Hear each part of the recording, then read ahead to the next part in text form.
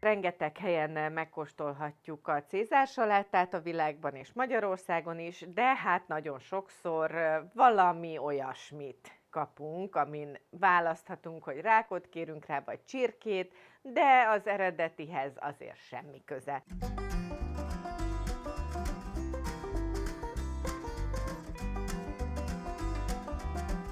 Az eredeti cézár salátának van néhány alapszabálya. Az első, hogy a saláta az ilyen római salátából kell, hogy legyen. A jégsaláta ugye nagyon íztelen saláta, az nem való cézár salátának.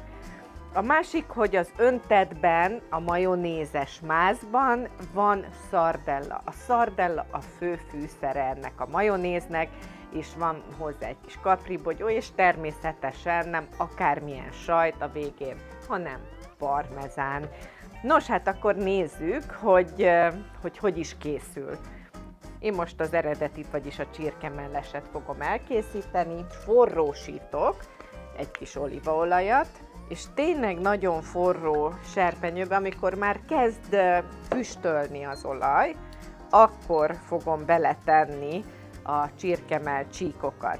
Amikor a csirkemellet szeleteljük, akkor nagyon fontos, hogy figyeljünk arra, hogy a hússzál irányára keresztbe szeleteljük fel, mert akkor lesz igazán porhanyós. Az egyiket feldarabolva fogom kisütni, már füstöl is, és a másikat pedig egészben és sütés után darabolom fel, és akkor meglátjuk, hogy mi is a különbség.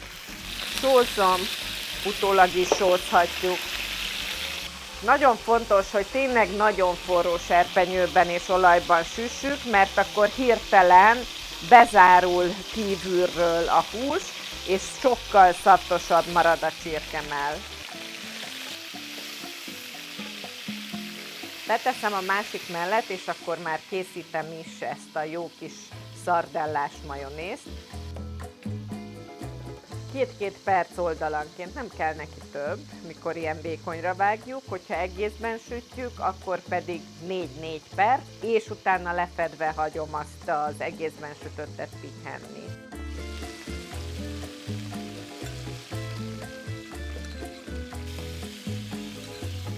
És akkor jöhet az egész csirkemell, alaposan besózom, belerakom, és sülhet. Ezt sem szabad túlsütni, ugye egy ilyen után van mit takarítani. Jön egy mozsár. A mozsárba egy nagy gerezd fokhagymát rakunk, jöhet bele 2-3 szardella, kis picikek, halacskák.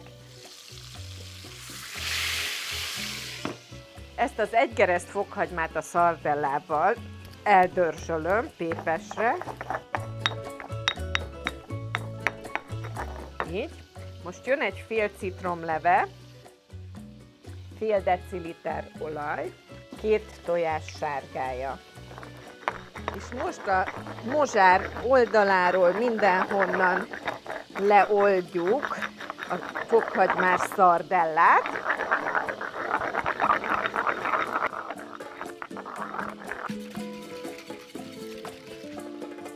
Ha szeretnénk, hogy egy kicsit sűrűbb legyen, akkor nyugodtan még lehet egy pici olajat tenni hozzá. És akkor nagyon jó sűrű lesz egyből. És ugye sót azért nem teszünk hozzá, mert a szardella, maga a só, elszárom a húst.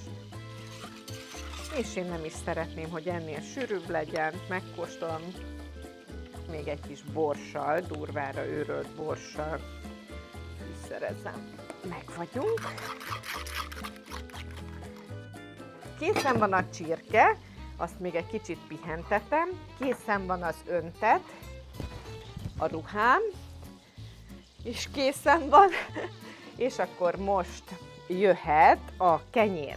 A csirkének a sült szaftjában fogom megpirítani a kenyeret, csak ilyen kis hosszúkás darabokban.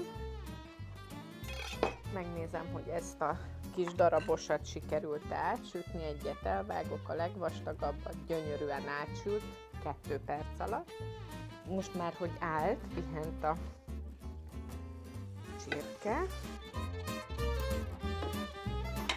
Alágyújtok, de már nem túl forróra, és megpirítom a kenyered. Tehát csirkemell, pirított kenyér, római saláta, szardellás, fokhagymás kis majonéz, de mégsem majonéz, tehát egy öntet, és a végén kapribogyó és parmezánsajt. Nagyon egyszerű, gyors, és minden van benne, zöldség, hús, szénhidrát, isteni finom. Tele ízzel, szépen megpirítjuk a kenyeret, ebből a hússzagból hihetetlen sok íz fog belesülni, és ropogós legyen a kenyér. Tehát ahányféle étel vagy tápanyag van a tányérunkon, annyiféle állag. A ropogós saláta, a harsogós, pirítós kenyér, a finom puha csirkemell, a krémes öntet, úgyhogy zseniális étel. Na már piros is az egyik oldala. És akkor csak össze kell raknunk a salátát. Jöhet egy gyönyörű tál.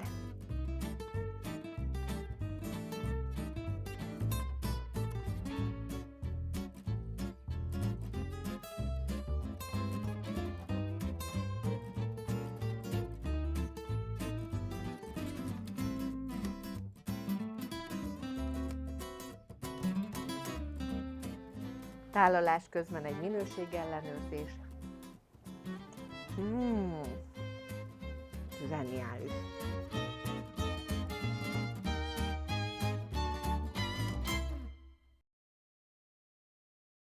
Borbás Marcsi minden könyve a www.1.shop.hu oldalról rendelhető.